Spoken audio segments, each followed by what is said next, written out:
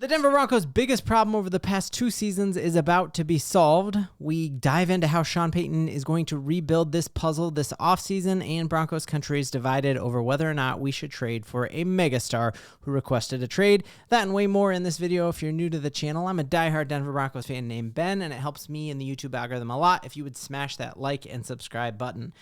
Everybody and their mom is in New Orleans right now at Radio Row covering the Kansas City Chiefs and the Philadelphia Eagles, who are about to clash in the Super Bowl. So we really have like 5 more glorious days of football until it is truly the offseason and we pretend like we care about Caitlin Clark and the WNBA. But this is the time where if a disgruntled player drops something right now, this is the time where you will get more eyes on that story than ever before. Like everyone is congregating and mulling about and like waiting to devour a story. And so it is very, very notable that today Myles Garrett dropped his trade demands from the Cleveland Browns, and he did it in a very, very public way. He knows that every NFL media, like they're literally rubbing elbows at Radio Row, and this is going to go mega viral. It already has. It's the top of ESPN.com. It's like everywhere. And so you have all those teams media together talking about like, oh, what would it take for Myles Garrett? So this is, he is leaving the Cleveland Browns, and there's no more public way of announcing that you want out than dropping this letter here on his Instagram saying like, I want out, and basically saying I want out because I know we have no winning in sight in Cleveland. I think there's some other things to be said there. Does this mean that they're going to be doing a fire sale there? Because if you move on from Myles Garrett, they've got to move on from Deshaun. Like, could we end up with Njoku because he wants out as well? So just interesting there. You were seeing Diana Rossini talk to an NFL GM who said that it's going to probably take a first-round draft pick and then 2 third-round draft picks or first and a second and a player in there. So if you take a look, there's other plugged-in people who are saying here are the teams that they predict will be in on trying to trade for Myles Garrett, and you notice they have the Denver Broncos listed on there as well as the Detroit Lions. You think about pairing Aiden Hutchinson up with Myles Garrett, that would be wild. Eagles in the Super Bowl, could you imagine them also adding a player like Myles Garrett to that already Super Bowl caliber team? The Chargers, who are going to be moving on from Bosa and Khalil Mack, could definitely use a player like that. So interesting to see those names there. And the odds in Las Vegas right now for who is going to end up getting Myles Garrett, it looks like the leader of the clubhouse is the Buffalo Bills, and the Philadelphia Eagles are the leaders for who might end up with Myles Garrett.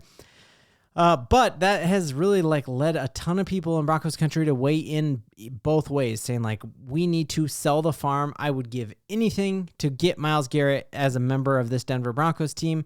Zach Sagers being like, hey, Myles Garrett's the type of player that like you at least need to make a call on, and others being like, hey, our defensive line was one of the best defensive lines in all of football with a bunch of young and hungry guys who are just going to progress and get stronger and better and learn this system.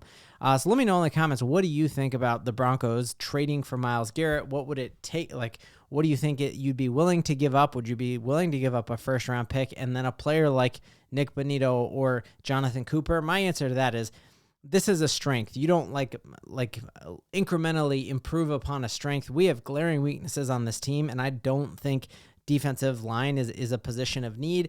I have loved what I've seen out of Nick Bonito, loved what I've seen out of Jonathan Cooper, and I think really we've only started to see the floor for what this edge rush team could really be. Wait till Jonah Ellis has a full, healthy year. Wait till Dondre Tillman comes on. Like, we have a very good defensive end unit already, and I don't think that's really how the Broncos should be targeting this offseason. But let me know. I could definitely be wrong, and it's going to be interesting to monitor what ends up happening there. If Myles Garrett ends up being in the AFC West, whether he goes to the Chargers, there are people in like real big fans of the Raiders who are saying like, you put Max Crosby and Myles Garrett together on the line, that's like the most scary tandem you could possibly have. So he might end up with the Raiders, and that could happen. So I'll keep us updated on all that. But that gets us to like what I actually think is going to happen. Sean Payton talked about each offseason is like building a puzzle, and you start with all the puzzle pieces like flat down, and you know, each season, no matter how good you were or how bad you were, you got to rebuild that team from the ground up. We know it's like 40% of the team turns over. And I think building a puzzle for Sean Payton is even more complex than that. I think it's building a puzzle where your pieces are coming from multiple places. You are picking up pieces from free agency, you're picking up pieces through trades, and you're picking up pieces through the NFL draft. And that's why I'm excited about this offseason, because there are 3 main positions that I know we need to upgrade at. That is going to be the tight end position. That's going to be the wide receiver position, and that's going to be our inside linebacker position. And I know that Sean Payton is like, okay, where is the best piece I can get for each of these and utilize each of my 3 boxes to do that. John Elway actually came out and was remarking on like the biggest need that he saw for Sean Payton, knowing what he knows about it, is a playmaking tight end who can stretch the field a little bit. And if you take a look here, there's just some crazy stats about how bad our tight end room was this year, in that our tight ends totaled 483 total receiving yards. Brock Bowers, the rookie with multiple quarterbacks, none of whom were good at all, had more yards receiving in 6 games than our tight ends had the entire season, with a great coach, with a great quarterback. So it just shows, man, that is a position that really we need to upgrade. And I don't think that the tight end position is one that we're going to get in free agency. I also don't think it's going to be one that we'll get in trades. There are rumors that Kyle Pitts might be available in a trade. If we could trade for Kyle Pitts and then use our first-round draft pick on somebody else, that could be really cool. But to me, I think using the draft as our ability to, or our time to go out and get a game-changing tight end. And the 2 who everyone is saying is that you got 1A and 1B, and that's Colston Loveland from the University of Michigan and Tyler Warren from Penn State, and that they both kind of thrive in different ways. Warren being your better like blocker, I guess you will, like being more physical, bigger, built like Rob Gronkowski more. And then you have in Colston Loveland as more of your like yards after catch guy. He's a little more athletic and a little faster, but he's also quite a bit smaller. And you just see like his ability here on a screen pass. Like we know how much Sean Payton loves the screen game. That could be a sick thing to add right there. And then Colston Loveland also has like massive go up and get the ball ability. I think this is back with, that looks like JJ McCarthy throwing him the ball. So last season, but like just look at him go up and Randy Moss, a couple defensive backs. There's not a lot of tight ends that can do that. So that's Colston Loveland. He almost assuredly will be there at 20. The one who I think everyone in Broncos country like really wants is like little Rob Gronkowski here, Tyler Warren, just an absolute stud of a dude. People compare him to, obviously, like a Rob Gronkowski, just his ability to go up and get that, and a very, very capable blocker as well. I don't think he's going to be available at 20. If he is, the Broncos absolutely need to pounce on it. But how far up? Like, look at him go up and make that one-handed catch. Like, there's not a lot of tight ends with that kind of size, and like this kind of athleticism. So this could be an absolute steal for the Broncos if somehow they could end up with Colston Loveland.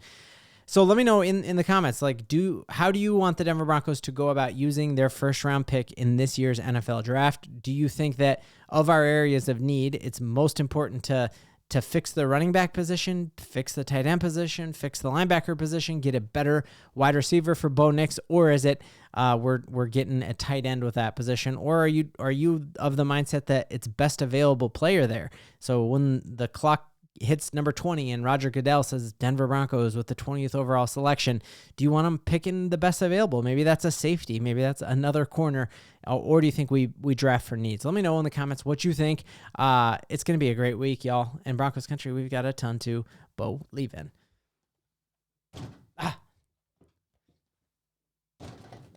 Let's go. Oh, I didn't even get to the Russell Wilson story. He's going to be with the Raiders. We'll talk about it tomorrow.